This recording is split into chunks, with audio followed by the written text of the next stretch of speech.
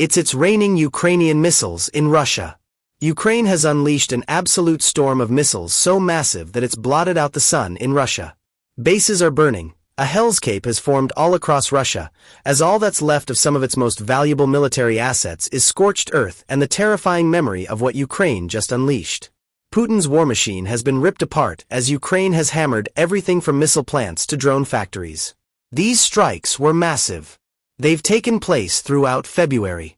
And they start in the occupied regions of Donetsk, where Ukraine launched American-made ATACMS missiles to utterly destroy Russia's plans to push forward, both in Donetsk itself and the nearby Zaporizhia Oblast. RFU News reports on what Ukraine just pulled off, noting that Ukraine used its powerful American missiles to strike at the heart of the Russian 5th Combined Arms Army near the settlement of Novopetrivka in the occupied Donetsk region. That army oversees the Russian forces that are operating in southern Ukraine with a particular focus on Huliapole and the Zaporizhia direction. Ukraine responded to the presence of the 5th Combined Arms Army using a powerful missile that packs a 230 kilograms explosive warhead, giving it more than enough power to destroy command and control centers, along with other hardened targets. It was a command center that Ukraine struck in Donetsk, as reported by Military Watch magazine on February 25. In a simultaneous attack that also included strikes against ammunition depots, unmanned aerial vehicle control points, and a separate command and observation post, Ukraine unleashed ATACMS for the first time in several months, following a period where it was thought the country had run out of the US-made missiles. In fact, the last time that Ukraine used this weapon was back on November 18, when it carried out a strike in Russia's Voronezh region. Russia hoped that would be the last time. It wasn't. An entire command center has been crippled in Donetsk, and that's just the start of Russia's woes. Stick with us because we're going to be covering a litany of Ukrainian strikes that go deeper and harder than this ATACMS attack. But staying in Donetsk for a moment, what Ukraine did with this ATACMS strike is slow down the Russian forces as they increasingly focus on Zaporizhia and the southern sector.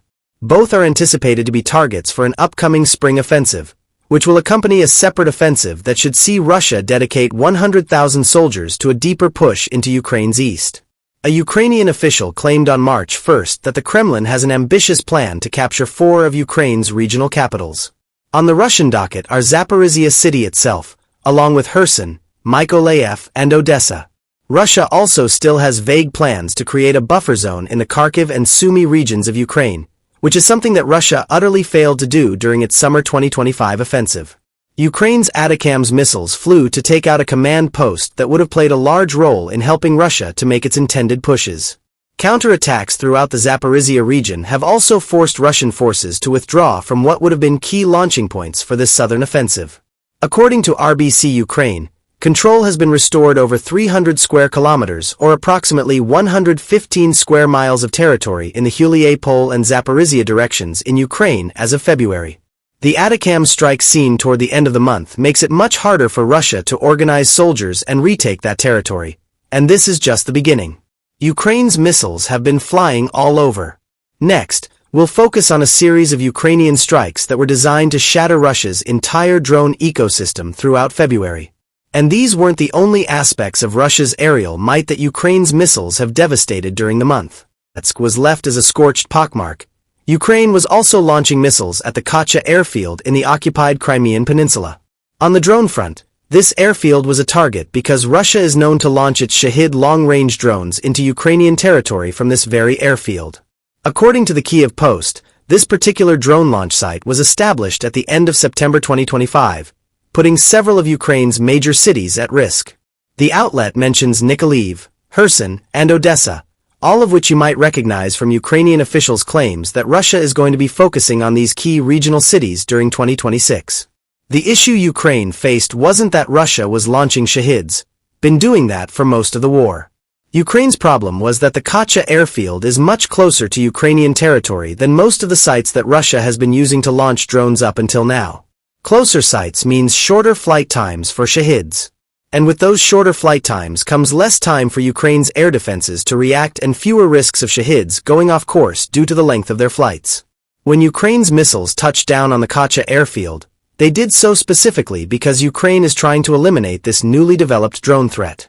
A burning drone launch site isn't useful to Russia's forces, and as a nice little bonus, this latest Kacha strike followed on from one in mid-December, which saw Ukraine take out an An-26 military transport aircraft. Ukraine is sending a clear message to Putin with these types of attacks. Crimea is vulnerable, and Ukraine is going to do everything that it can to destroy Russia's drone offensives. And to back that message up, Katya wasn't the only drone-related target that Ukraine took out with its missiles and drones in February.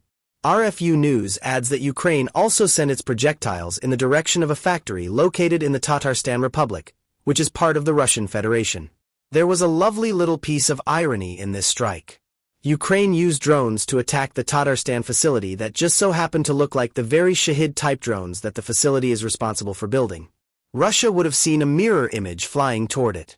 Only this particular image exploded, shattering any thought that Russia may have had that it is ahead of Ukraine in the long-range drone department.